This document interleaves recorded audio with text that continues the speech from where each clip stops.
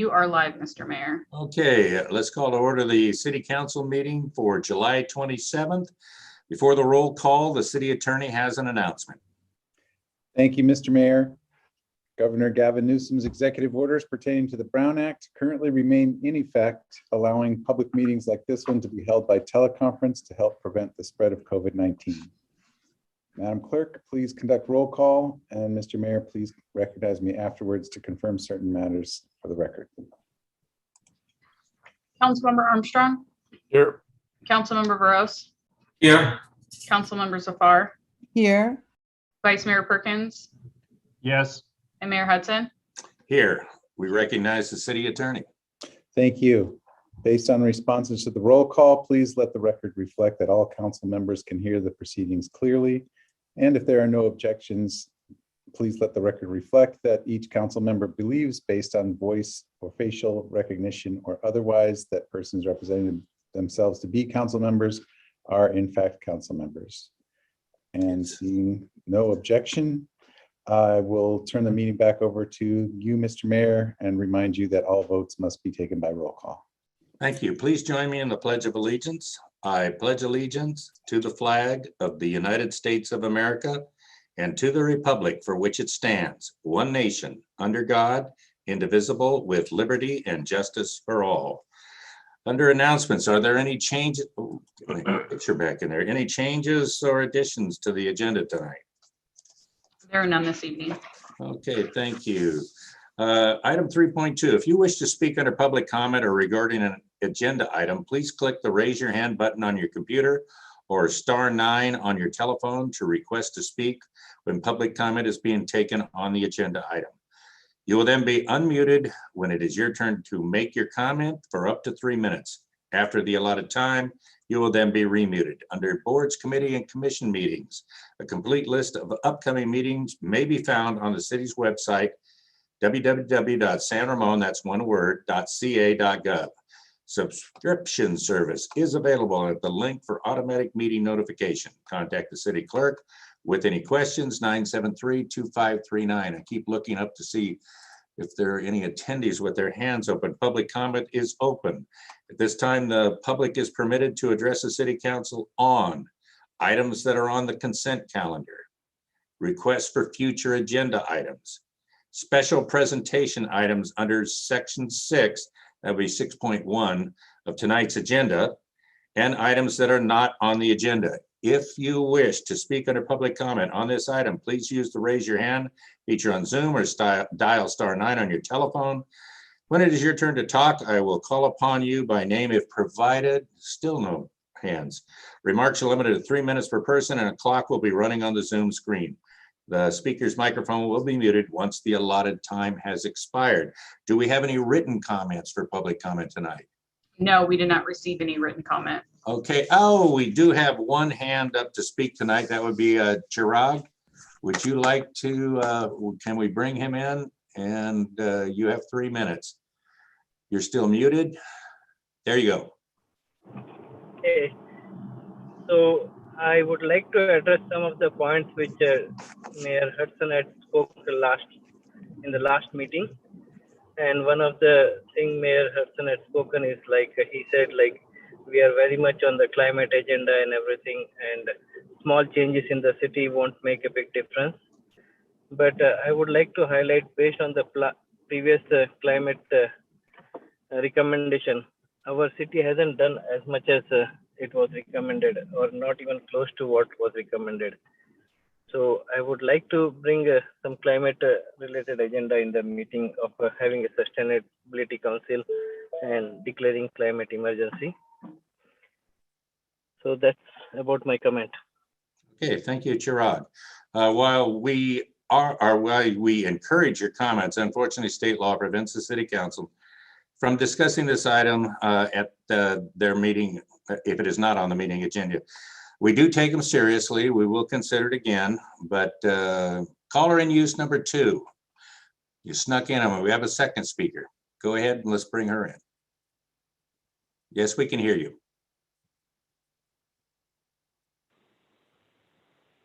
Hi, can you hear me? Yes. I was going to save my public comment towards the end, but because of the previous speaker just spoke, I just want to say that people who want to push our city to do a certain thing, it is their burden to prove their statement. So I would like to ask the previous caller, next time that he is trying to get my city councils to do something, that he provides proof that there is direct phenomenon that he experiences in our city that is directly related to climate emergency. If he cannot prove that, it is a hoax. It is a fairy tale. It is like I'm telling you that, you know, it's better to live on Mars than on Earth. It's my opinion. It's his opinion. There are activist groups who are trying to get us to pay for what they want to push because they're paid for by organizations. I would like the previous caller to disclose his qualification, his experience, and to provide proof of his statement. Otherwise, he's wasting our time because you cannot fix something that is not broken. So if he cannot prove that there is a problem in our city due to climate, we can fix it. Oh yeah, last time there was an arson next to Carl's Jr. that I witnessed. Somebody set fire on a bush. That is not extreme climate emergency. It simply isn't. And I also would like you to urge the council members to please be kind to our police department and do not cut any funding, because these days crimes are terrible. I don't want to be the next murder or rape victim in San Ramon. Thank you. Thank you. Okay, I see no other hands going once, twice. We will close public comment. Consent calendar items. They are generally routine in nature, acted upon by the city council with a single action. Members of the audience wishing to provide public input may request by email to the city clerk that the city council remove the item from the consent calendar. There are 12 items tonight. Has anyone asked by mail to remove any of them? Okay, there's no hands up. Anyone from the city council wishing to remove an item? Seeing none. Items 5.1 through 5.12. Anyone wish to make a motion? I can move the motion. Sridhar Varos, one. Second, Zafar. Any discussion? Seeing none, roll call vote, please. Councilmember Armstrong, Yes. Councilmember Veros, Yes. Councilmember Zafar, Yes. Vice Mayor Perkins, Yes. and Mayor Hudson. Yes. Thank you. That was a 5-0 vote. I'm sorry for laughing because I was going to be cruel, and I know this person knows what I'm thinking about. We're on to item special presentation 6.1. Any comments on this item were to be taken during public comment under number 4. This is a proclamation recognizing County Connection, that's the Central Contra Costa Transit Authority, for their role in the senior meal delivery program during the COVID-19 pandemic. We have an introduction by Program Manager Becky Adams. Good evening, Mayor Hudson, fellow City Council members, staff, and members of the public. It is my incredible honor to be here this evening to recognize the partnership between the City of San Ramon and County Connection. As you all know, during COVID, especially early on, there was a lot of uncertainty on how to approach different challenges. One of the major items that we were presented with was how to provide home delivered meals to our San Ramon senior residents who were sheltering at home. Initially, during the first 2.5 months, city staff from multiple departments, with the assistance of the San Ramon Valley Fire Protection District, were delivering meals each Tuesday to our residents who requested them. As the pandemic continued and staff needed to be redeployed to their daily responsibilities, we were presented with our next challenge of how we can continue to provide this service for an undisclosed amount of time. And this is where County Connection came in. It was a beautifully choreographed piece where everything came together perfectly. It was as simple as an email, a couple of phone calls, and within a few days, County Connection was on board and eager to assist. County Connection never hesitated to offer assistance and provide this essential service to the San Ramon seniors. On that first day, when County Connection sent 9 drivers to deliver the meals, I felt like they were the superheroes coming to save the day. From the very beginning, when I was working with Rashida and Johanna, it was smooth sailing. They were the experts in transportation, and we were the experts in providing services to our community, and it was a perfect match. From Rashida and Johanna to Christian and the scheduling staff to the drivers, many of whom drove the routes nearly all 54 weeks, we could not have asked for a better partnership. Everyone was positive, outgoing, and above everything else, wanted to do what was needed for our community. Bill, Rashida, Johanna, on behalf of the Parks and Community Services Department, I would like to personally express my sincere gratitude to all of you and County Connection for the wonderful partnership. Without your assistance, the senior residents of San Ramon would not have had the lifeline of your drivers on a weekly basis.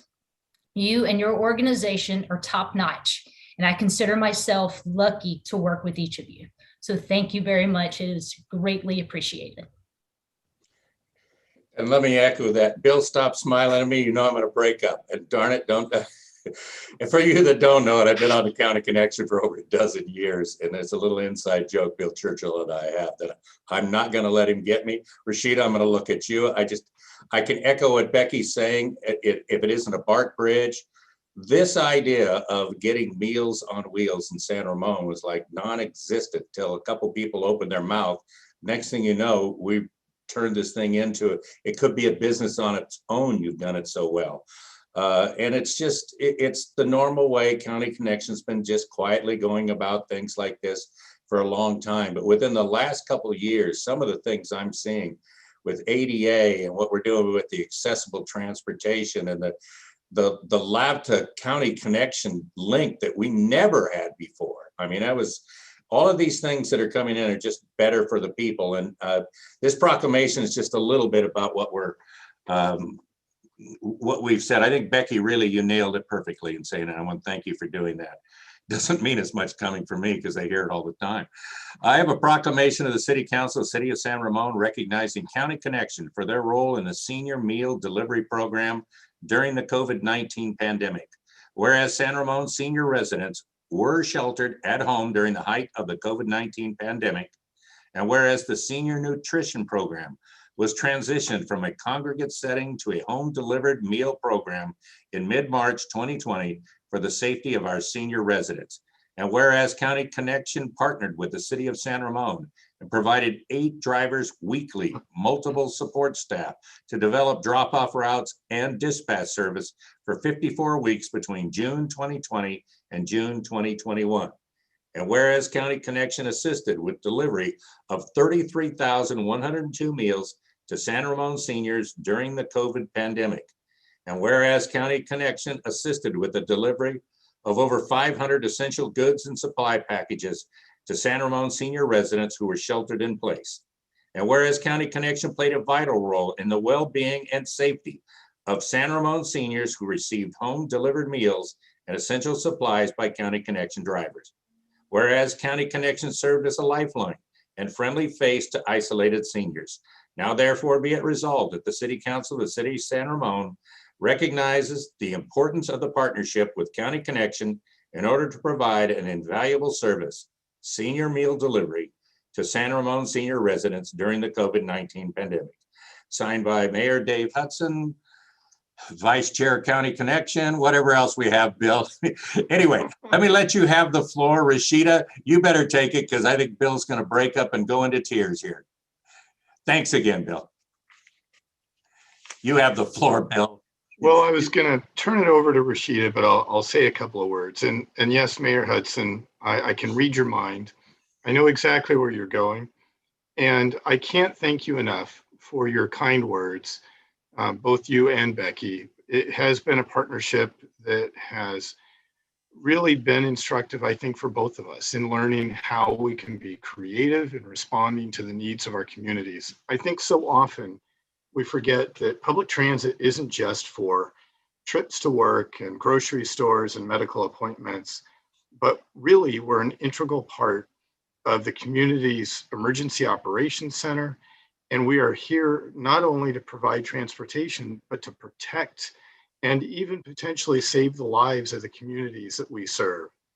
And honestly, it's something that, you know, as we move forward, each disaster, each incident, each situation requires a different response. And quite frankly, we're really only limited in public transit by our collective. And when I say collective, I don't mean just us in public transit. I mean the community, the cities, the jurisdictions that we serve, and how we can use public transit to protect lives. There are so many creative examples across this nation that I would love to share with you at some point that really underscores that point. But I'm not the one that did this work, and I'm not the one that came up with this creative approach. Rashida and Johanna did it. They did the work, they came up with the ideas, and I would like to turn it over to them to give them an opportunity to say something, because this would not have happened without them. Thank you, Bill. Rashida, Johanna, just jump in. Rashida, I'd talk about you for another hour, but we're not going to do that. I mean, what you're doing with accessible transportation, I want to stay on that task force beyond this, simply because I know if we turn you loose on this thing, we're going to have something very special in the Bay Area. People don't realize that single seat transit for seniors has never been, and probably without you, we wouldn't be talking about it. So Rashida, Johanna, whichever one of you wants to jump in first, you have the floor. I'm going to leave the final say to Johanna, because she's really the one that turned the wheels on all of this. Thank you very much, Mayor Hudson. Thank you very much for your kind words, Becky. Obviously, as Bill has mentioned before, transit is not just for people going to work. It's not just to get people to their grocery stores, but transit literally provides a lifeline. And this has provided the opportunity for others to see that transit is actually a lifeline. But most importantly, having the right partners. Johanna and her team, our contractor TransDev, they definitely were the right partner for the job. Nobody wishes a pandemic on anybody, especially not in your lifetime.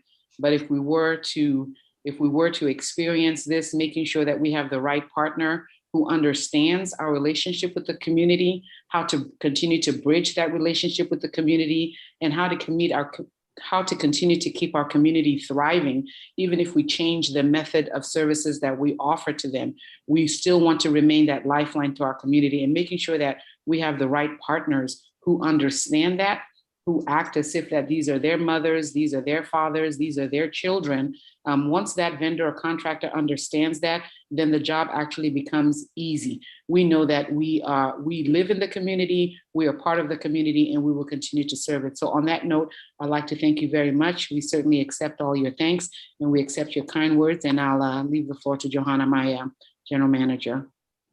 Thank you, Rashida. Johanna, every time I see TransDev, I keep thinking about that project you guys were doing in Sydney, Australia, and I keep wondering if you're finished with it yet. The thing that people don't realize is the hoops transit in general has to jump through during this pandemic to make sure that it's safe for everybody getting on a plane, getting on a train, getting on the bus. Not just the drivers, but the people that are getting on the bus. And Sabina knows, because we've been going through this thing with traffics. It's like it changes every week what the rules are. And how you keep up with it's beyond me. Johanna, I'm sorry, I'm talking, not you. No, it's okay. I wanted to say that unfortunately, I do not have an update regarding the first project that you mentioned, but I really want to extend my gratitude to Rashida and Bill for definitely considering us for all of the community engagement that we've been doing. And Becky, it was such a pleasure working with you and your team. I cannot stress that enough. And again, I feel that Bill and Rashida hit the hammer on the head. And I just want to say it was such a pleasure. And just being part of the community was more than words can describe.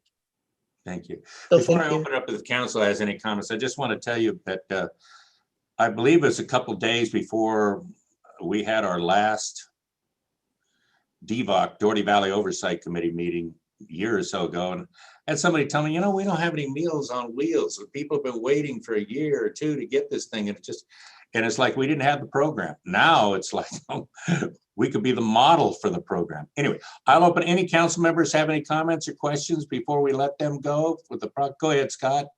So I And want to that's- thank you. You provided such a vital service to our community for these people that couldn't get out, couldn't go get their meals. They were at such high risk, and we're extraordinarily grateful that you were able to step up and provide the services to the citizens of San Ramon. I thank you all very much. Thank you, guys. Yeah. Yeah, same here. Just want to extend my gratitude on behalf of our seniors and our community for serving 30,000 meals to our residents, 33,000 actually. So just thank you so much. Thank you, Sridhar.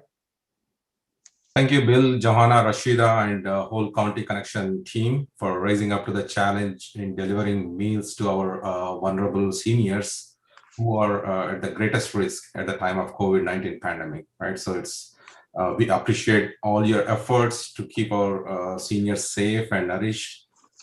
We're definitely looking forward to this great partnership through the end of this pandemic and also into the future. Once again, thank you to everyone on County Connection team. Thank you, Sridhar. I'll make sure I haven't missed any. Mark? I'd also like to thank you, Becky. Nice presentation there, and for Rashida and Bill and Johanna. Thank you so much for all that you've done. I've been sitting on the Senior Advisory Committee for some time now, and I listen to the monthly reports. And it's really encouraging to hear the progress reports with all the number of meals that are being delivered. And it's not just meals, it's as you mentioned, it's some of the supply packages and things that would help out with COVID. In addition to food, it's, masks and face shields and information, just being there. And it's a collaborative effort with it was the police, it was your paratransit drivers, the fire district, and our city staff. Just a lot of people came together to make this program happen. And it was a very important program to help out our seniors in the community. And so just thank you so much for all that you did and what County Connection did. Thank you. Thank you, Mark. And Bill, I would just add, I have one person that wants to speak, but I know I made a point of saying that you had to do it under item 4 under public comment. I won't be bringing it back in to speak on this. But the city of San Ramon did this great job on the corner of Alcosta and Bollinger Canyon Road of taking out a fountain. And I think what they replaced it is just a great job by our staff. But this bus stop sign is absolutely terrible. Get somebody out there and take a look at it. Anyway, you know darn well if I didn't harass you once during the evening, it wouldn't be normal. Again, on behalf of San Ramon, we want to thank you so much for a job well done, and we'll see you at the next meeting. Okay, we're going to move on. Item 7 is deferred consent calendars. We don't have any, no appointments, unfinished business. This is the discussion of returning to in-person city council meetings. I'm going to introduce the discussion. It's going to be led by Joe Gordon. Just as a reminder, originally our thought was that we were not going to do this until we didn't have to do it with masks. So City Manager Joe Gordon, take it away. Thank you, Mr. Mayor, and good evening. This is just a really quick general discussion. I wanted to touch base with the council. As you know, if you're not aware, obviously the Delta variant is creating some problems throughout the area, including Contra Costa County. We're seeing a spike in cases. We had originally discussed coming back to second meeting in August, since we don't meet here in the first meeting. So I wanted to give the council the opportunity to discuss it. I know there was some feelings that the preference would we would hold off until you could interact and have dialogue without masks and so forth. At this point in time, we're not sure when that's going to occur. There's a recommendation by the health department that everybody mask up, whether vaccinated or not, indoors.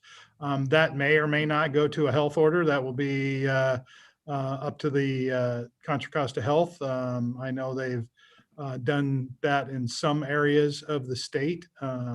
And I think it'll be really determining on how the cases go and hospitalizations and all the metrics that we're very familiar with over the last year. We here at the city are requiring masks indoors as a precaution, and we're going to remain in that capacity until we see the case rate level out or start to decline. So we know there's a surge going on, and we're being proactive in trying to manage that as well. So that up against that background, again, I wanted to give the council the opportunity to weigh in their thoughts on the second meeting in August. My view on it at this point in time would be, given the situation, we can certainly easily push these meetings out till first meeting in September, second meeting in September, and watch the cases. We've been able to satisfactorily meet for a long time and effectively meet on Zoom. So a few more meetings we could do or not. It's really taking the temperature of the council at this point. So with that being said, Mr. Mayor, I'll turn it back over to you to get your input.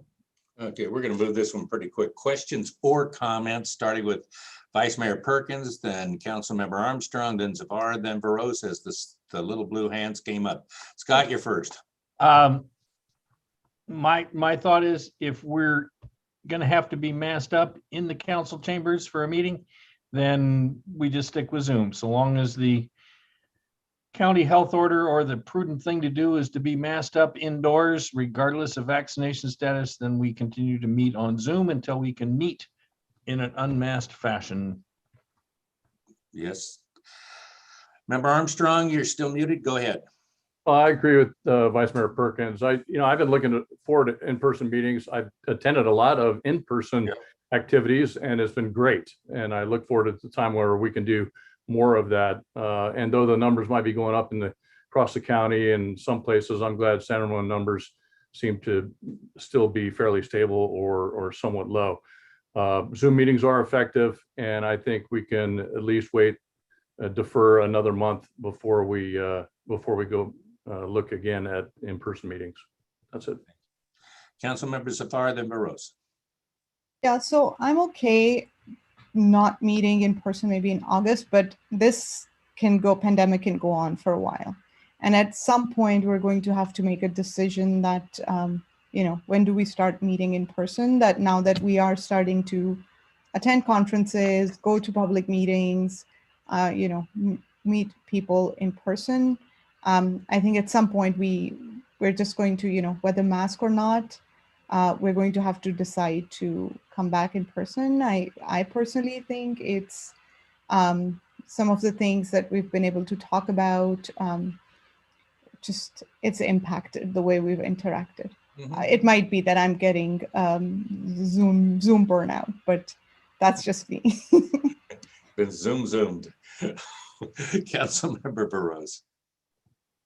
Hey, Joe, I have a question. Is there any state law or Brown Act that mandate us to be coming to the city hall or in person? Do we have such thing as of now at this point? Well, I can defer any specifics to Martin, but we're currently under the same order we've always been, the governor's executive orders, and so there's been no requirement to hold in-person meetings to this point. And Martin, I'm not sure if you want to expand on that's correct, Joe. We are still under the executive order, and that allows us to have this meeting by telecom, and we can continue to do so until the governor specifically rescinds it. Okay, thank you. Thanks, Marty. So I think it's pretty much, go ahead. Somebody started to say. Yeah, one more comment that I wanted to make. I think even if we do go in person, we would have to keep the hybrid in place. That's going to have to be our new norm as well. I know I talked to some people, and it actually presenting to council and, having some of these presentations is more effective for them. So I think, Joe, that would be my recommendation as well, that we keep a hybrid way of doing things for people, for staff that's more convenient to be able to log in and be able to present to council. Thanks for that should be an option. We do have that capability. Christina and her team has been working to ensure that we'll have that remote capability. And I think I mentioned that to you before, and that we were working out some small kinks. We're at the point where we can do that.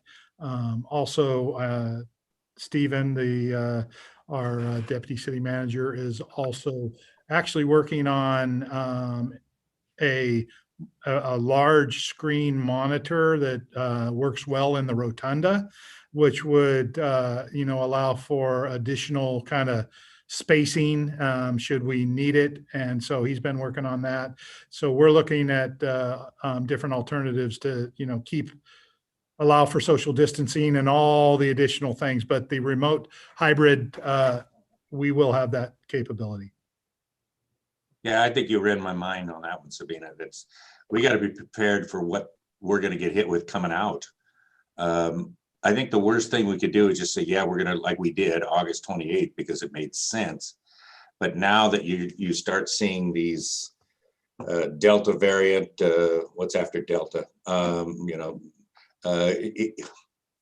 we're going to have to be prepared for a new normal that allows for people to speak. And we can do it with that 3-minute cutoff. Is probably going to offend a lot of people, but we're really going to have to stay to it. But that means we're also going to have to stick to it in person. And I'm not sure how we're going to get this thing back in person. I know we did a couple meetings at County Connection where it was like every third row, similar to what we're doing here. But if the governor doesn't waive off the Brown Act, I mean, Martin, we're going to be spending half our night saying, can we do that? Can we do that? Can we do that? It's going to be what his order is first, probably health officer first or second, depending on if they're in line with what the state is, before we can open properly. I mean, what good does it do to open if we can't have people in and all they're going to say is, why aren't you wearing masks? Why are you wearing masks? I mean, that's our future if we don't get this right. We do have one person that wants to speak. Does anybody else want to ask a comment or question before I open it up? Yeah, let me complete my comment on this one. So from my side, definitely, yeah, I would love to meet in person, but without mask is definitely preferable. I would like to attend without mask. And also, as this keep on moving on with these different variants, there could be definitely not only this COVID, maybe in future also we may end up into such scenarios, right? So we should definitely look into the scenario of where council and residents should be able to retain ability to participate in either person or remotely, I think. So that should be the option we should definitely pursue. I think the only thing that we can be sure of, as long as it's open to Zoom, we're going to be doing roll call votes. But I figured we took just long enough. Let's see if I got all the panelists in. Sridhar, you were covered. We have 3 attendees that wish to speak to this. Let's get the public comment open. Our first is caller and user 2, then Jim Bleckenstaff, and then Joyce Card. So caller and user 2, you have the floor. We can hear you.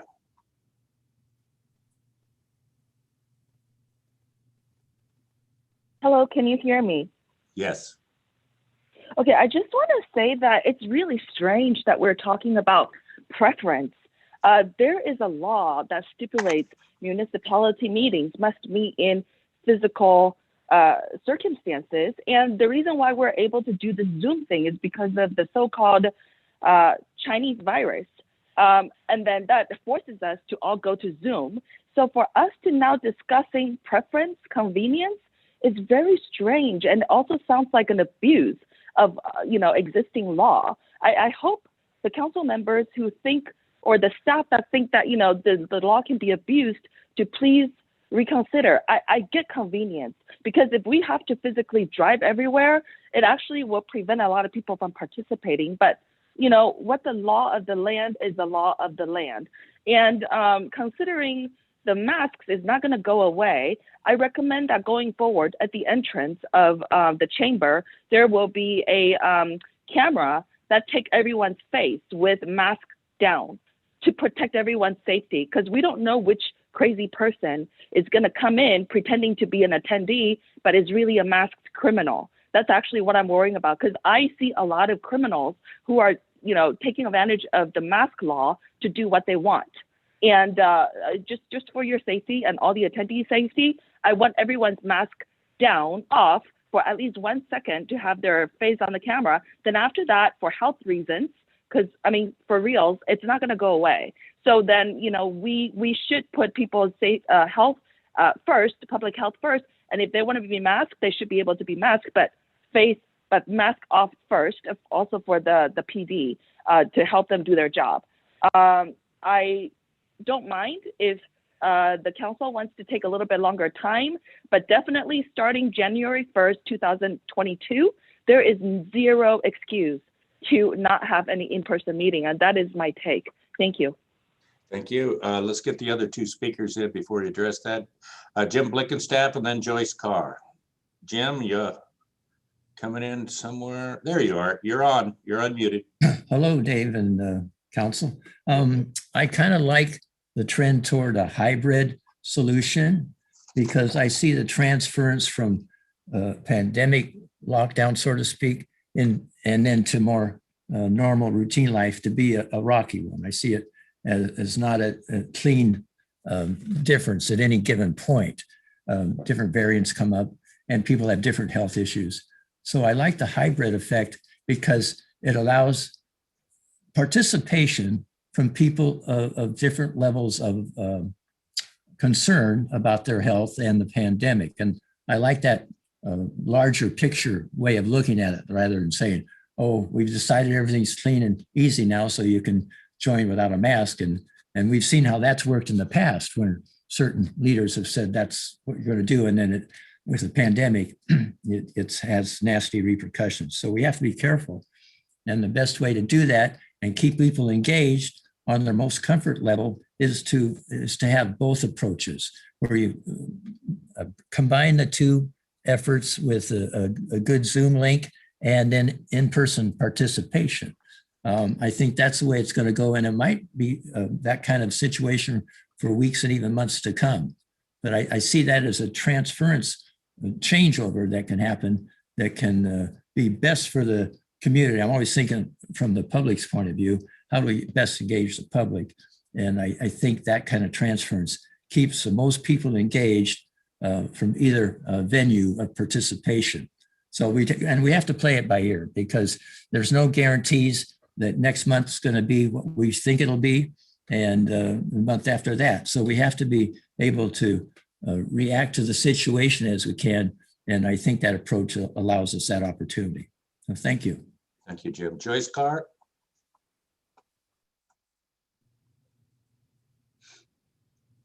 Still muted, Joyce? You're still muted. I'm muted. Okay. Getting over a little something in my throat here, so I hope you can understand me. I just want to take a second to thank the city manager for all the work that he's done in looking into this situation, and all of you. It's not easy. You've got so many people and everybody has their own thoughts and opinions on it. But I'm glad that we're taking this slowly and carefully. Someone like myself dealing with cancer, I'm not able to come to the chambers in person. That would be probably a long time for me, but I enjoy the meetings and attending them. So thank you for always keeping the Zoom going. And I agree with Sabina. I mean, I loved coming down not only to the meetings to attend the meetings, but just to greet everyone and say hi. And it was always just an enjoyable evening. And I miss that. I miss seeing everybody in person, but we can't do something that's going to just set us back further.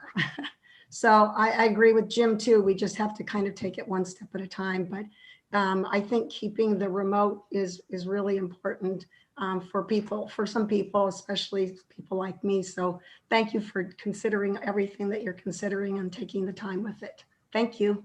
Thank you, Joyce. We'll close the public comment. Before Martin wants to chime in on anything that might be legal, I don't think we have a choice if the governor's the only one that can do anything about the Brown Act. But what I'm hearing, and well, we're kind of buffeted. I'm sorry, we're sorry to interrupt. We are kind of buffeted between the Brown Act and then the health the health department's guidelines and orders.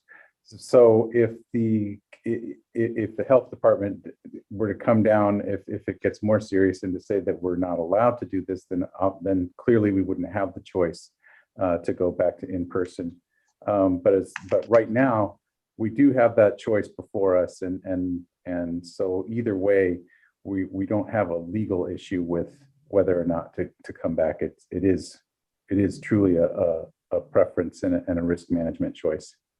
Okay, well, let me see if I can kick it off for everybody. I don't think there's any way we're ever going to do away with Zoom meetings again. I'm sorry, at the regional level, just somehow, some way, however you can work it in. It's my understanding that if you're going to have people that are speaking that are not at the meeting, including board members, I mean, if one of us is out of the area, that it has to be a roll call vote. I don't think anybody's going to complain about that. I think the question we were asked is, are we going to stick to the August 28th as when we first meet? I'm hearing kind of, no, we're not sticking to it. It's when we get something that says that, well, at least that we do. I mean, I have to wear a mask when I come in here. And I darn sure don't think we're going to have people coming in here. So we've had our comments and questions and comment period. Let's go back to comments. And is there anyone starting off with that thinks that August 28th is a cast in sand? We're going to start without masks that day, and then what your comments are. And we'll go in the same order we did before. Scott, you want to chime in then, Mark, Samina, and we'll end up with Sridhar. I would like to get back together in person as soon as possible, but not if we are we have to be in a mask situation where the council has to be in mask, where the staff has to be in mask, where the audience has to be in mask. Yeah. If we're in a status where we have to be in mask, we'll put it off for another 2 weeks or another month or another 6 weeks or whatever it takes. But as soon as we can, I'd like to get back. And you think we should also keep Zoom going? Oh, absolutely. Absolutely. Okay. Joe, did you have your hand up before I went to Mark? Yeah, thank you, Mayor. Sorry, I for a point of clarification, I think I said it, but I want to make sure you clearly understand what I stated is that currently the health order is not an order, I shouldn't say. It's a recommendation that if you're vaccinated and you're indoors, they recommend that you now don a mask. If you're unvaccinated, it's required, okay? At the city, for city staff, it is my directive at this point that all staff, unvaccinated or not, thank you, wear a mask until we see, because of the surge in COVID. That is a recommendation from the health department. It is not a requirement from the health department, though there's lots of conversation at that level that it may become a requirement. It is a requirement, I believe, in Los Angeles right now. And then there's a couple other jurisdictions that I believe the health departments have made it a requirement. It is not. So if the council chooses to have a city council meeting in the second meeting in August, that then I think we would have to defer to Martin as to, is this a employment location or is this a public meeting? And because how we view wearing a mask at that point in time would determine, because from an employer's perspective, the mask will be, we're going to continue to wear masks till we see a leveling off of the numbers or a decrease in the current surge, or and if the health department does in fact keep it at a recommendation level. But then a meeting at 7 o'clock in the evening for council in person, that may be viewed differently, I believe. And Martin, maybe you can.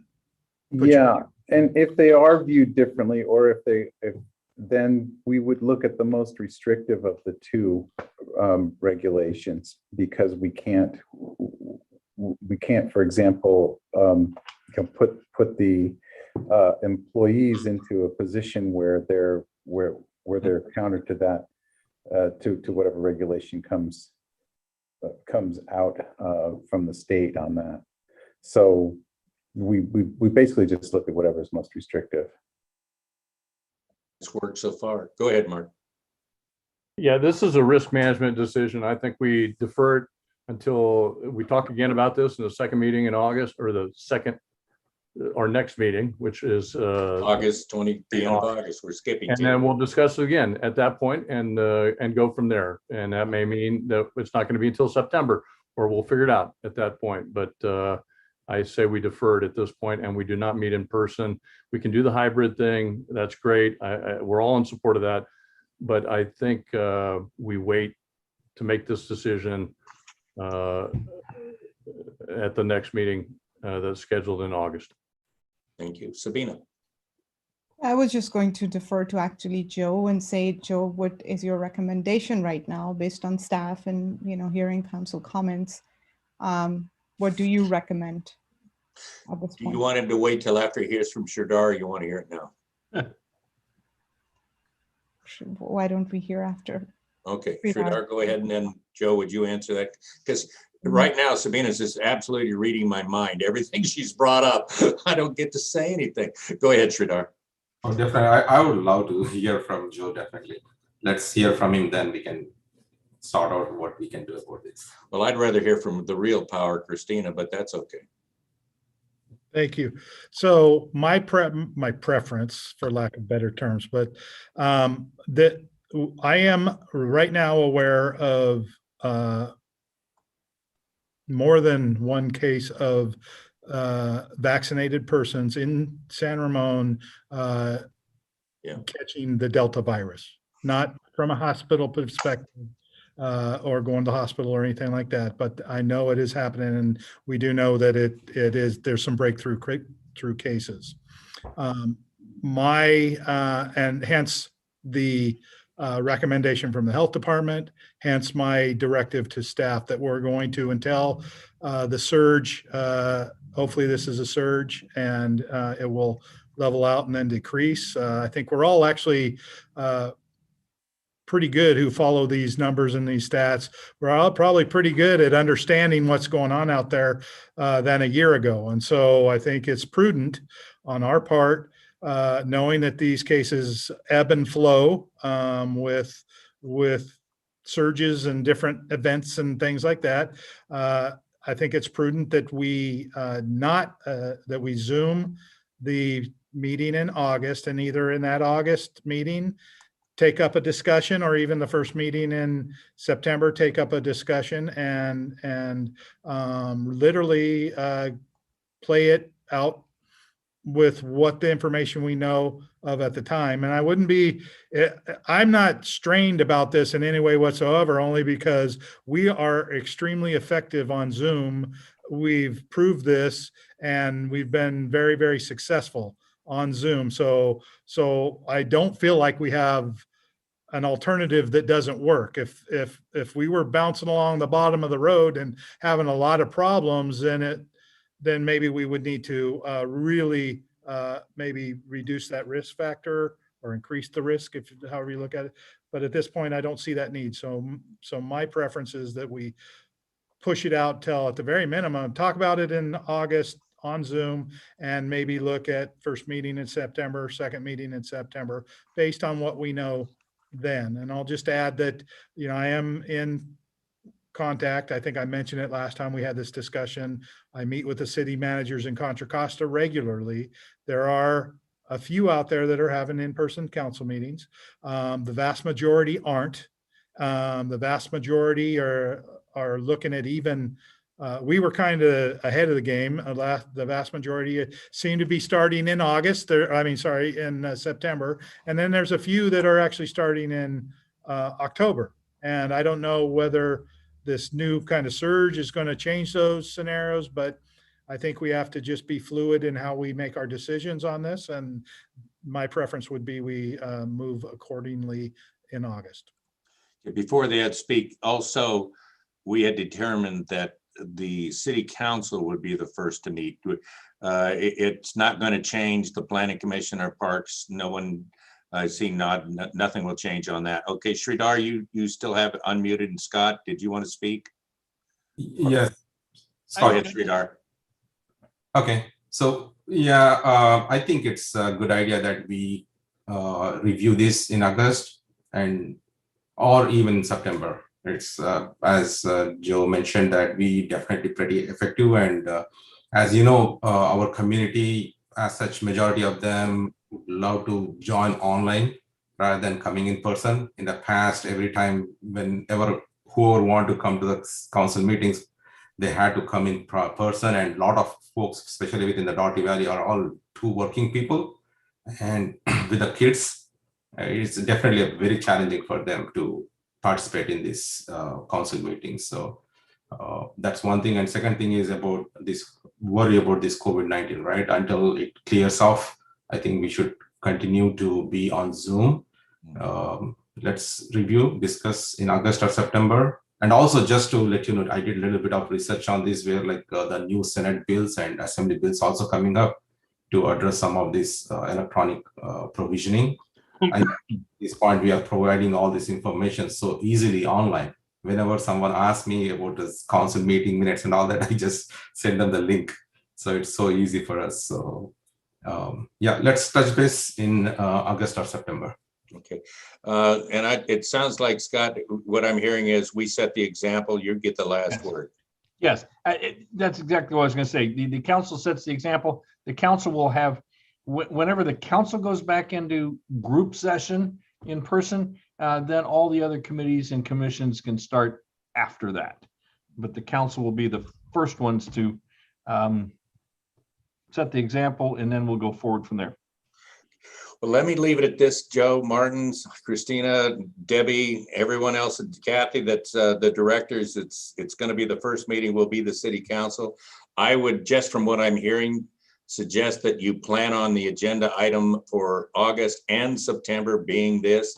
There'll probably be another discussion until we decide that this is the best way to go, because I don't think anybody knows where this thing's going to go at this point. I mean, Delta 2, Delta 14, I don't know. And it's the pandemic that just won't go away. And I don't know what the governor's going to do. I mean, the next couple of weeks going to be pretty exciting for him.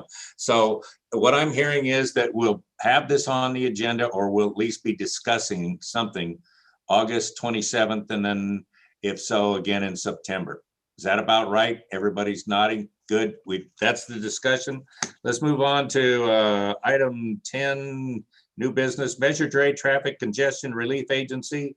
It's a traffic program update, and we're going to get a staff report from Coordinator Megan Wilkerson. Thank you for being patient. Megan, where are you? Bring her on in. There you are. I'm here. Hi. Good evening, Mayor Hudson, members of the council, city manager, staff, and San Ramon community. I'm happy to be here tonight to provide an update on the Measured J program, also known as, the Measured J Traffic Congestion Relief Program, also known as TRAFICS. I'm Megan Wilkerson. I am the program manager. I wanted to kind of go over a little bit about the program for you. Is it moving? It's, there we go. Okay, so the Measure J program, TRAFICS, is comprised of a joint power authority consisting of 2 members from San Ramon, which are Mayor Hudson, and council members of FAR, who's also my vice chair on our TRAFICS board, 2 members from the town of Danville, and 2 members from the San Ramon Valley Unified School District, also 1 member from Contra Costa County, District 3 supervisor. So the program is funded by Measure J, half-cent sales tax, and by parent contributions.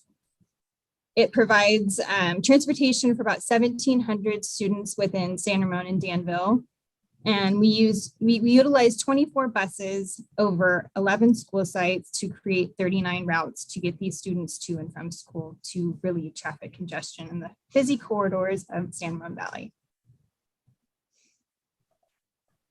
So during 2020 and 2021, it was a difficult year with COVID. Our TRAFICS board voted to maintain all of the contracts and keep the program intact. This was crucial because we weren't sure when students were going to be returning to school. So in order to maintain the program and to have a fast turnaround, they decided that keeping the program afloat and paying all the contracts and having all the coordinator and paying all the drivers was the best form to get everyone back to school quickly. And when we were able to return to campus, so we did it kind of in a rotating in. So they started with kindergarten. They started with kindergarten through 7th graders on February 23rd. And then they brought in 7th through 12th graders on March 17th.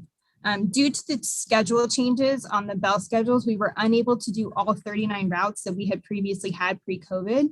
So we had to comprise and do 24 routes.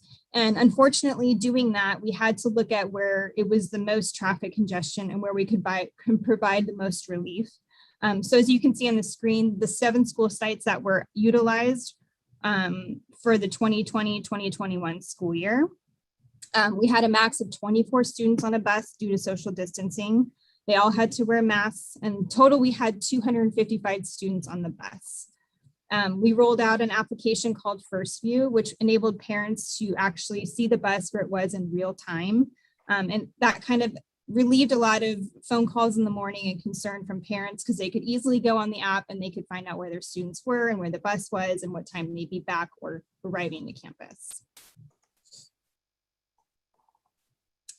This is a picture of how the buses looked. So we got these social distancing bands to ensure a visual for students not to sit in certain seats so we can maintain that 6 feet of social distancing.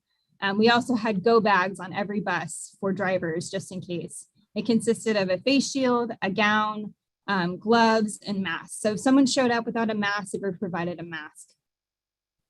And those go bags will continue for 2021, 2022. So they'll still be on the bus and they still will have masks that are provided to students if they show up without a mask. So for 2021, 2022, I'm happy to announce that we're returning all 39 routes to all 11 school sites. We worked really hard with the San Ramon Valley Unified School District on bell schedules and routes changes and making everything work. And I'm so happy that we're bringing all of the routes back. I opened up pass sales last Tuesday on July 20th, and we already have 902 passes sold, which is amazing because, you know, people are finally understanding that we're here. We're ready to get these kids back to school. Our board met last Tuesday as well, and we approved the MOU with Traffics in the district. Again, we have passes already on sale. So all the passes to all of the schools listed on the screen are for sale. The middle school and high school passes are $475 per student, and elementary is $425 per student. All students will be required to wear masks on the bus regardless of vaccination status. And the board decided to adopt policies and procedures that mirror the San Ramon Valley Unified School District. So as they change their policies and procedures with masking and social distancing, we will also adopt the same on the buses. And so I actually have one change to the slide. It says 24 students per route, but the board decided to follow the San Ramon Valley Unified School District and increase that to 50 students per bus. So again, we're happy to bring all of these buses back. Again, parents were more than excited to buy a pass and have that for their students. Of the 902 passes sold, there were 260 students from the San Ramon district, or the San Ramon area for the district. Of the 39 buses, we have 13 buses going to the San Ramon schools. Of the 260 students are 64 elementary students, 154 middle school students, and 42 Cal High students. So I'm very happy to see those numbers within a week. I anticipate at least a couple hundred more before the start of school on August 10th. Again, we are going to be promoting the Traffics program through the websites, through schools, and we will be doing some on-site promotion as well. As it becomes more available with walkthroughs and open houses, I will be setting up a traffics table, especially in those San Ramon elementary schools, to try and improve our ridership in those areas. So this is kind of a little example of what we have. We did a bus pass design contest. So as you can see, this is little Charlotte Flickinger, and she is the winner of the bus pass design contest, as you can see noted on the screen. She's a 4th grader who goes to Vista Grande. So that design will be on the bus pass that will be circulated through everyone who comes through Traffics. We are going to try and get back into celebrating our drivers and celebrating our riders. And so as you can see at the bottom, we did a bus driver appreciation day, which had a little go bag with breakfast for all the drivers, just letting them know we appreciate them. And then our website is going to be crucial for marketing as well. I have stickers that are going to go on the buses that are new that have the website. That way, when people see the buses driving through the community, there's an easy, go-to. They can go on the website and kind of find out who we are and what we do. The website is easy to navigate, and all the bus passes have been sold through the website as well. And so next steps, so we're going to finalize some routes. We have a few that we need to tweak a little bit with our ridership. And then the school starts on August 10th. So we're ready, the buses are ready, students are ready, and we're excited to be back on the road. Any questions?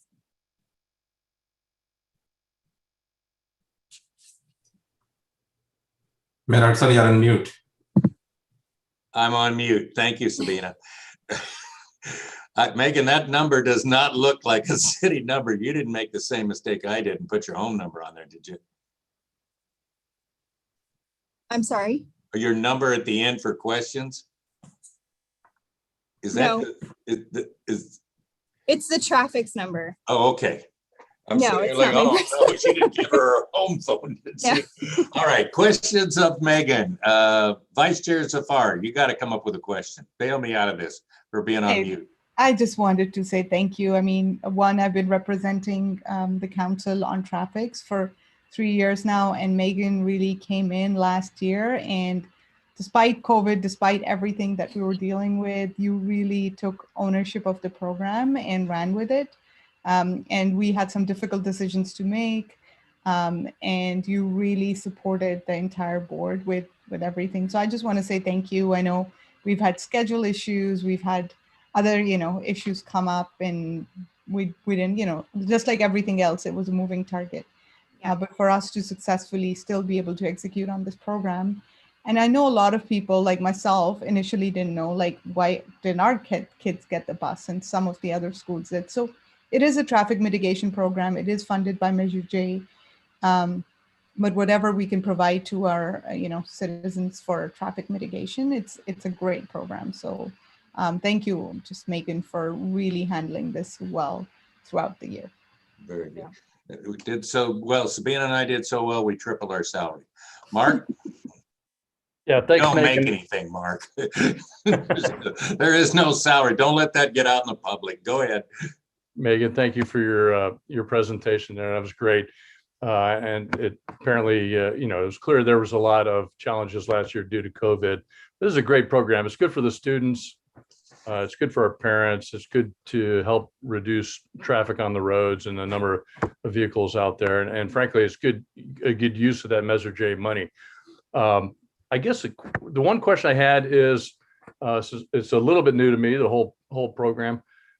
What is the criteria for choosing the 11 different school sites? Obviously, it's those that experience a lot, the most traffic and things like that. But how do you determine those sites that get the most traffic that need to be prioritized as a site to be a part of the program?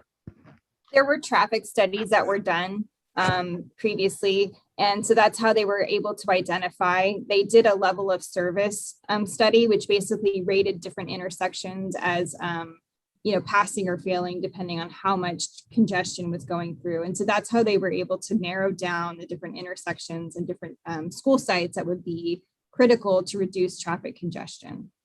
Okay, good. Yeah, actually, Mark, because I was there originally, this is a part of your half-cent sales tax. It's not the school district, and it was the congestion relief that was the criteria, the priority. So when people looked at Walt Disney, they're going, "Well, Walt Disney wasn't that much," unless you were trying to get down Pine Valley at about 8 o'clock in the morning, and you were backed up from Broadmoor to Walt Disney, and it moved. We did a color scheme for each one, and they had Pine Valley at purple, which was like third place out of 4 places, and we go, your survey just went out the door and my survey is going to take over. You're going to put that one on there, because the reality is we had to remove congestion. Well, the first day that a traffic bus was on the job at Walt Disney, I turned the corner expecting to be in traffic.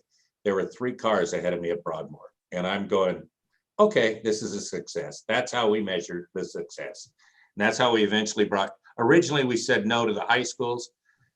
When we put Monte Vista on board, they took up 5 buses so fast, it was ridiculous. It was perfect for that situation.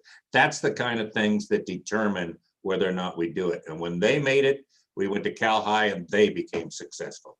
So it was really just, learn as we go. Yeah, on average, there's about 1,300 to 1,700 students. So if you think about the number of cars passing through the corridors in the morning when everybody's trying to go to work, that was the main goal, is to get those cars off the road.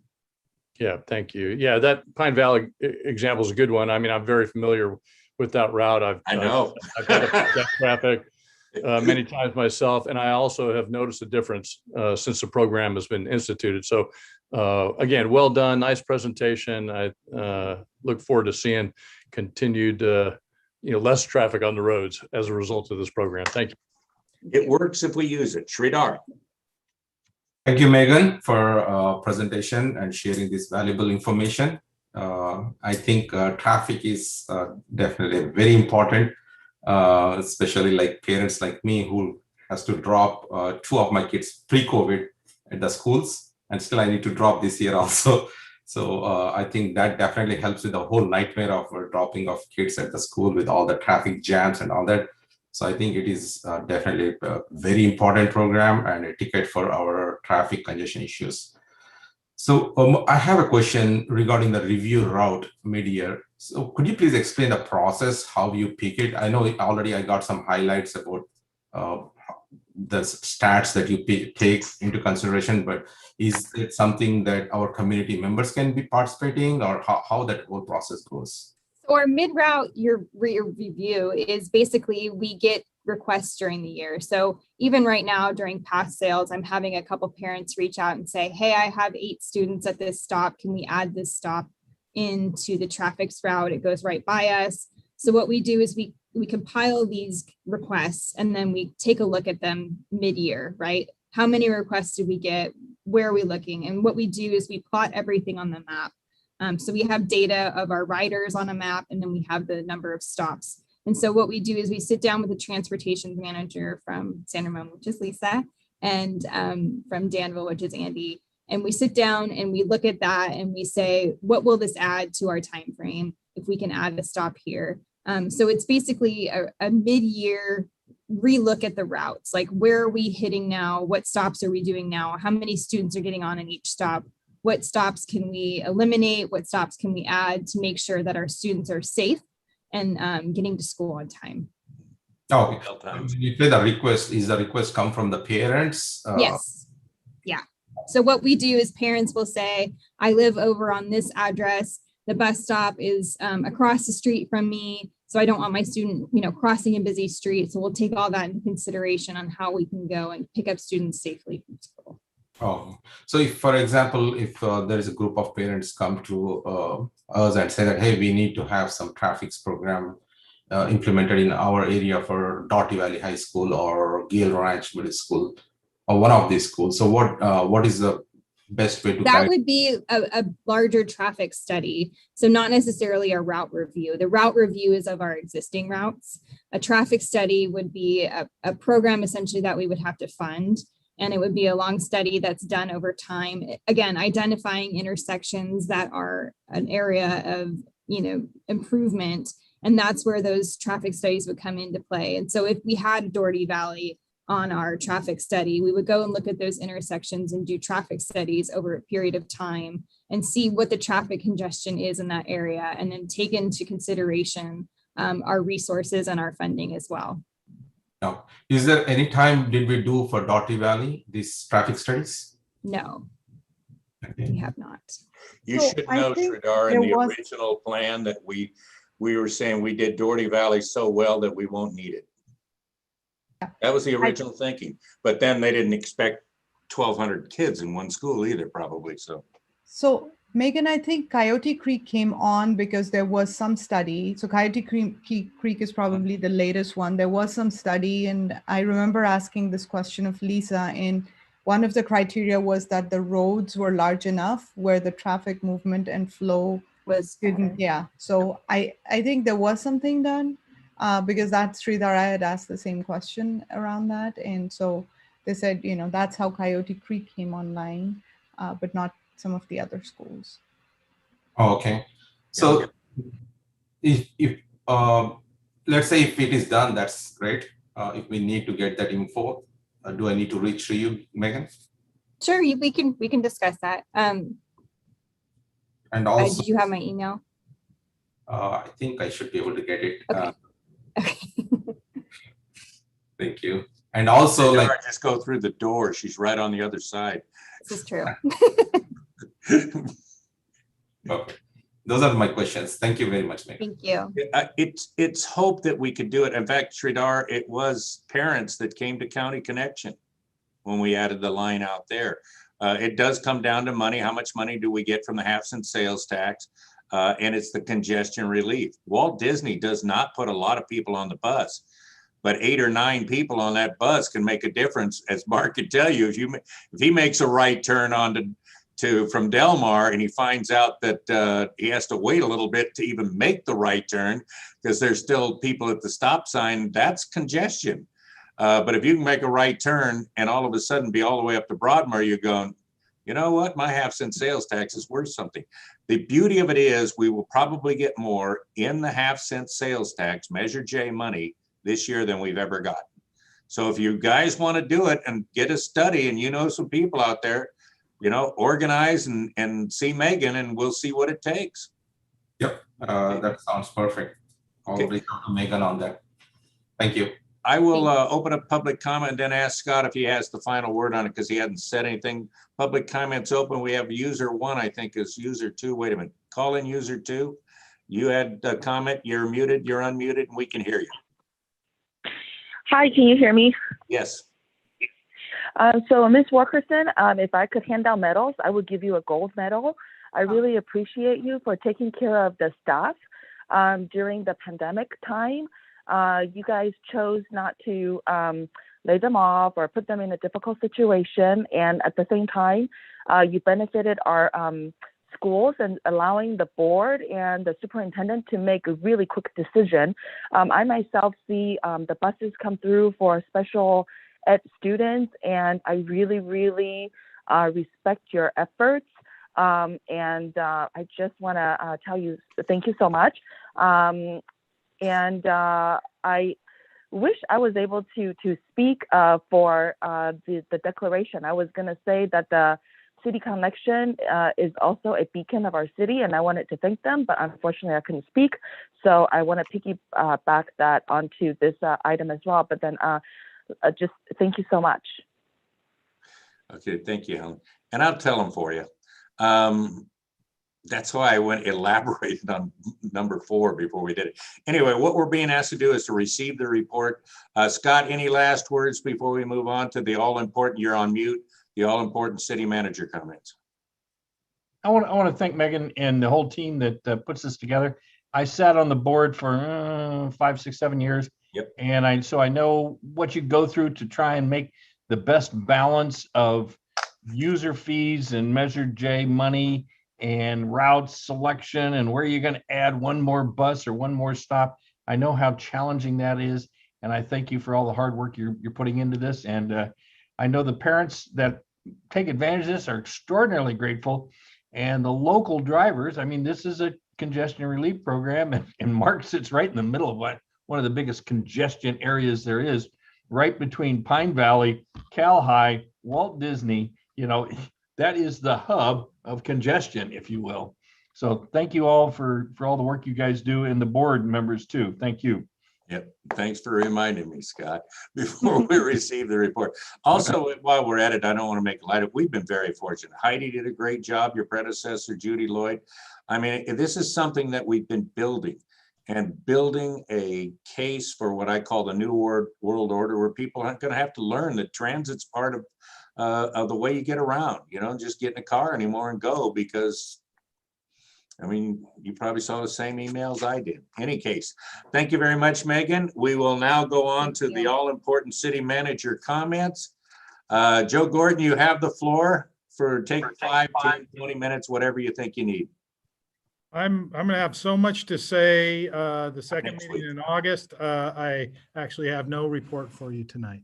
Thank you very much. Public comment is now open. If you have not previously spoken under public comment, item 4, please use the raise your hand feature on Zoom or dial *9 on your telephone when it is your turn to talk. We will call upon your name if provided. Remarks are limited to 3 minutes per person. I still don't see anybody on attendees. Okay. And a clock will be running on the Zoom screen. The speaker's microphone will be muted once the allotted time has expired. I see no one wanted to speak. Everybody has spoke. Gosh, everybody's spoken that is in the public. All right, public comment is now closed. Council member comments, and I'll have one.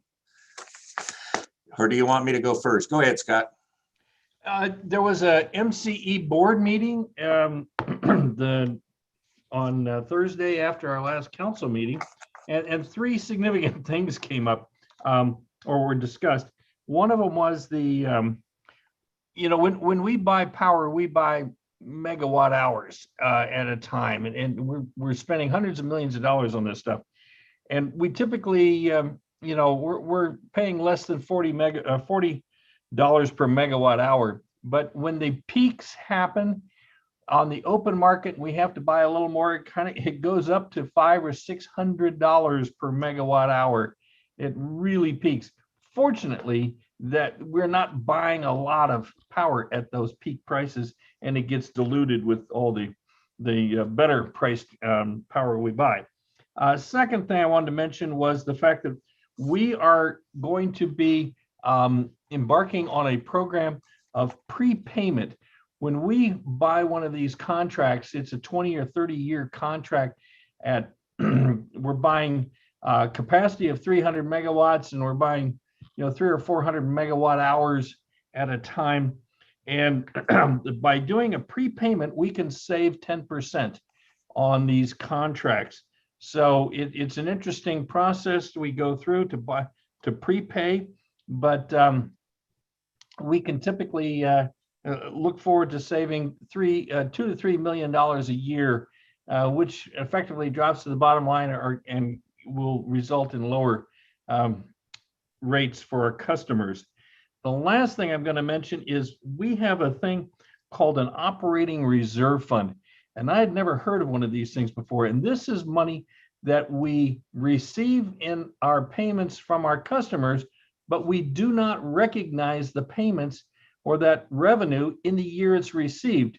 We set it aside as revenue, but not revenue recognized. So it's above the line savings that gets set aside. And currently we have $15 million in what's called an operating reserve fund.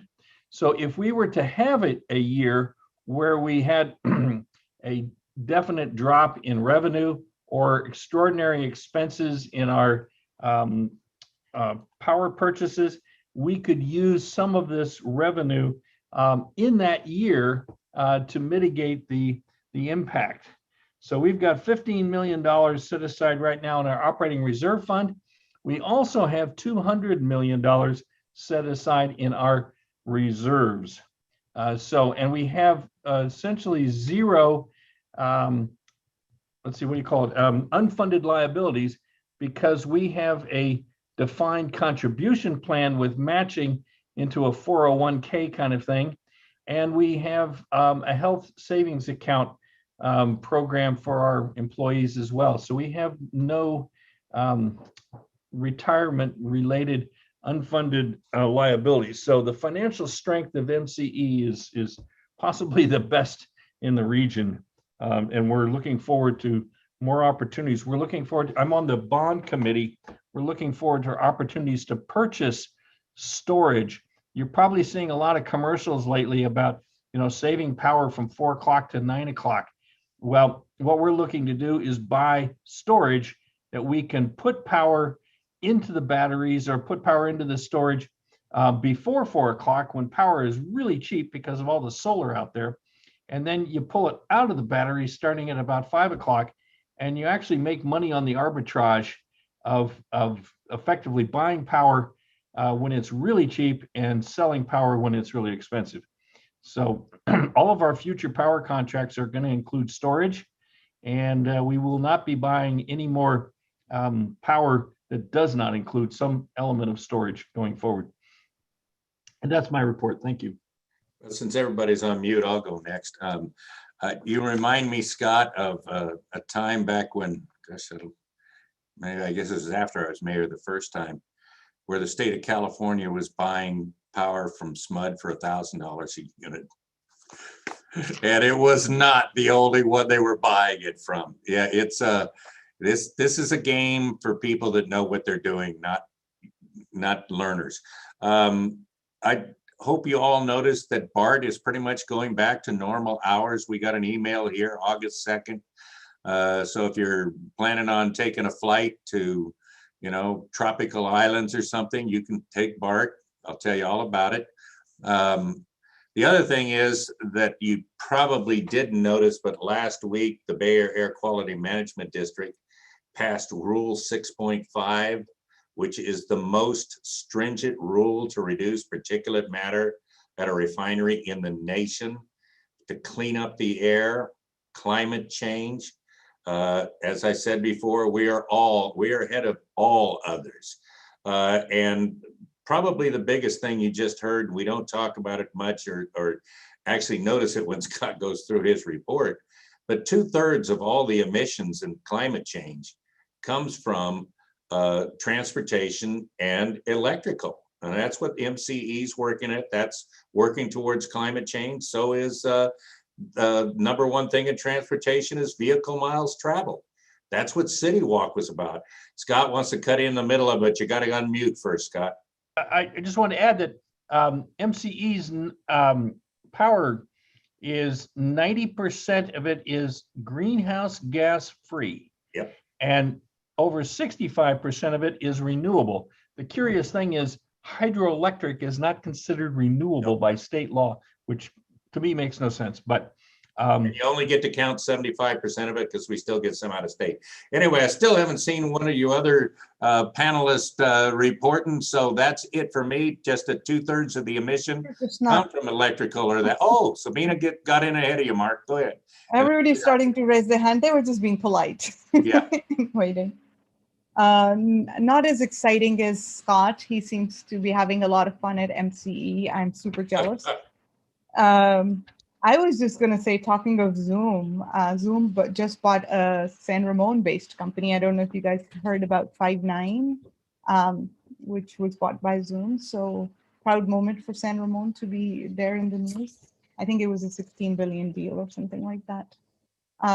Concerts in the park. I think I said support the Arts Foundation. I volunteered there. Couple of weeks ago, I know Councilmember Armstrong did, and he'll share his own experience. But I would say we have another one coming up this weekend, and we're going to get a Bollywood band. So that should be fun. So, if you are free on a Sunday night, would like to support the Arts Foundation, we sell everything from water, sodas, wine, and beer. And come have fun. I think people were enjoying themselves. They were happy. There were a lot of people that said they've been doing this for years. There were some people just wandered in the park and said, what's going on here? And thought it was a concert and just sat down and watched it. So it was a fun evening. That's all I have to report. Okay, Mark, and then we'll wrap up with Sridhar before we get closed. Sure. On last week, I attended the Tri-Valley Affordable Housing Committee meeting. They had a guest speaker, Luke Villalobos. He's the Director of Policy and Research for the National Housing Conference. A couple of the things he talked about: an initiative to increase Black home ownership. He talked about discussions going on with the Biden administration on the price of lumber and other building materials. Discussed the president's budget and a $5 billion local zoning initiative focused on incentives rather than mandates. and the outlook for 22 through 24 regarding Fannie and Freddie to increase homeowner access to mortgages. So the rest of the meeting was primarily about with cities reporting out, and we had Ryan Driscoll reporting for us, but talking about status of our housing element updates, status of any RENA appeals, our websites, consultants, public education on the process, and public outreach opportunities to participate in our housing element update. There was a lot of discussion on the challenges faced with the RENA numbers that we're all kind of facing with meeting the numbers. But there was also some discussion on opportunities on how cities are going to meet that. The general consensus, I think, from everybody is that everybody acknowledged the importance of and the need for building more affordable housing. So it was an interesting discussion, lively at some points, and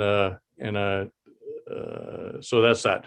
And as Sabina said, the Sunday concert series, I was there last Sunday. Group was Sona, kind of classic rock music, well attended, lively crowd, a lot of dancing, a lot of good fun, and good funding source for the Arts Foundation. And all that money comes back to the city of San Ramon to be able to put on a lot of our programs. So well done to the Parks staff for their role in putting these programs on. And it was a great time. I hope everybody can get out there and enjoy the next couple concerts.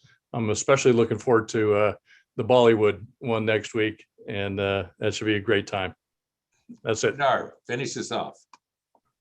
Yeah, there is arts program hosted by Inner Eye Arts, going to be in our San Ramon Community Center at Lindsay Ducks Brown Gallery. It is going to start on August 3rd to August 28th. Gallery hours are 8:30 a.m. to 5 p.m. There is also an in-person artist reception on August 8th, 3 p.m. to 5 p.m. This is going to be curated by our own San Ramon resident Pallavi Sharma, who used to be once our art advisory committee member. So please, if you get a chance, drop in, check out. It's going to be actually, they have some interview as well as some presentation on NBC for this program. So that's on one. And as Council Member Sabina and Armstrong mentioned, Councilmember Armstrong mentioned, we have this first ever Bollywood concert that's by V-Days. I'm definitely excited, looking forward for that event, along with many community members that they keep checking with me on that. So V-Days is very popular band. I'm sure we'll enjoy that event.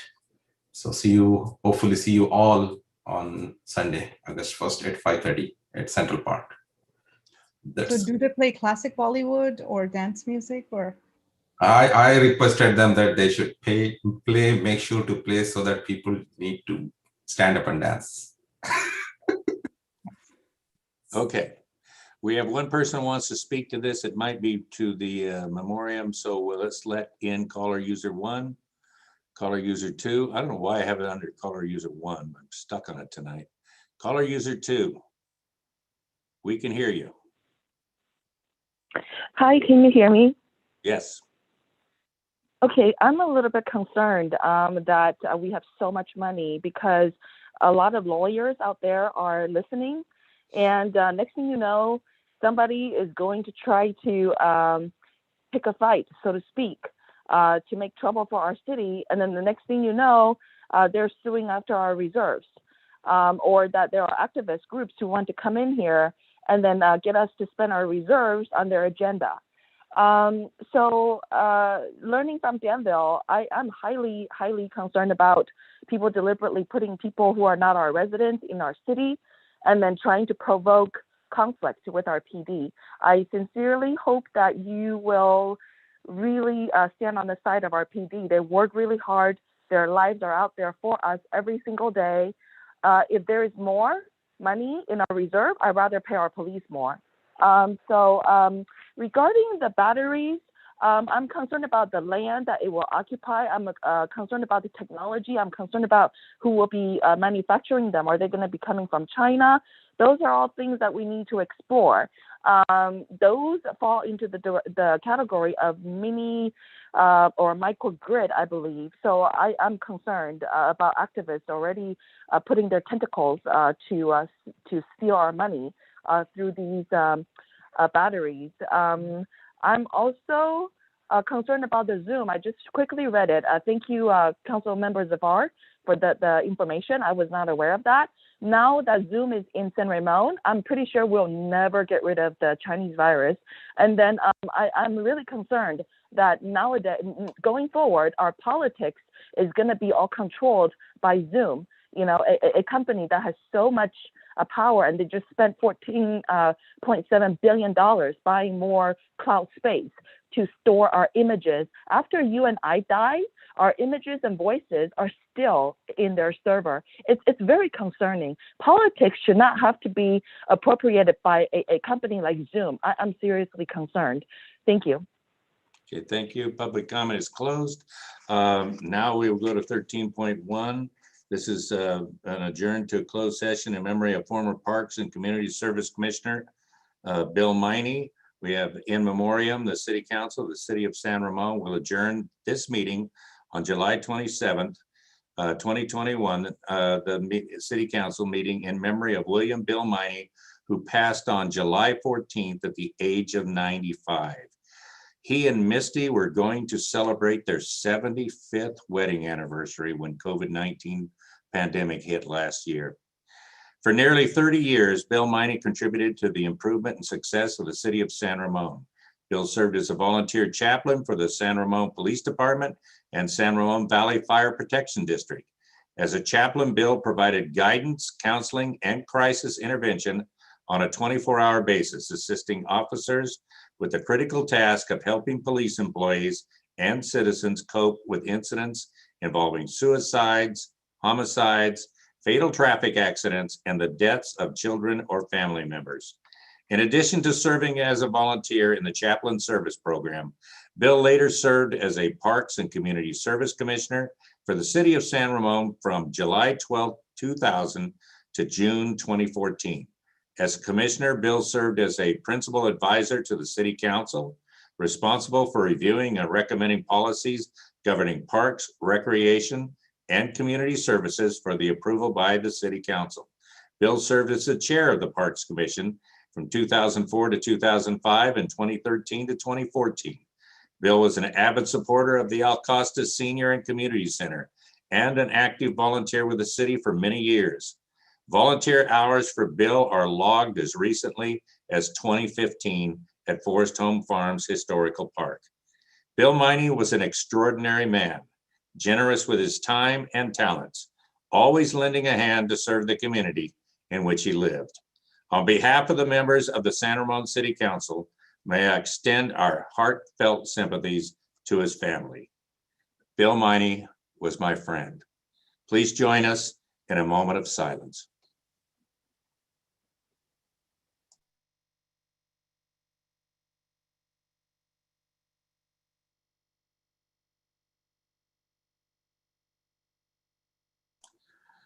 Thank you. Item 14.1, we will convene to closed session pursuant to Government Code 54.957.6 for City Council to meet with city negotiators Joe Gordon, Martin License, Maria Ferner, Kelly Sessions, and Sarah Monastis concerning labor negotiations with the San Ramon Police Officers Association. My understanding is we have to leave this one and go into another one, or are you just kicking everybody out? We're leaving this one and going into another one. So if we don't see you very shortly, Sridhar, we're going to come back and get you. See you there.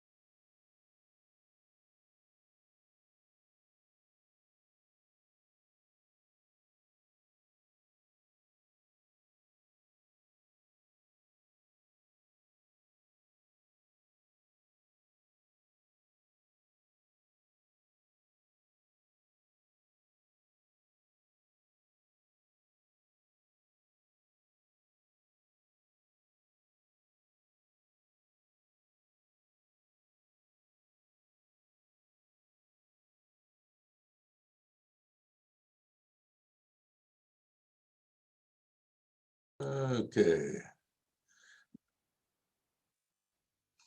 As soon as we get Christina. We good? We're good, okay.